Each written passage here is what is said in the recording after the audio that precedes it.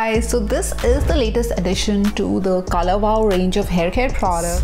This is called the Dreamcoat Supernatural Spray. So this is a spray, something that you use after washing your hair. You spray it all over the strands, not on the crown, and just comb them, but you have to blow dry your hair because this is a heat activated product. So in order to get the maximum benefit, the impact out of it, you need to blow dry your hair. It fights all the frizz. This has some excellent humidity blocker, compound, and also this is supposed to be making your hair super glossy, shiny, smooth and supple, and very, very manageable and refined looking. Once I've used this and blow dried my hair, I'm good to go. I don't have to use the serums, oils, do much of like hair care as well, because this in itself, I do believe this has some nice, nourishing ingredients as well, because I can feel my hair just feel very, very healthy as well, just like by the touch of it, the days I spray this. And also this lasts, like it's not like every time I'm shampooing I'm using this. So you use it once, apply this once, and it's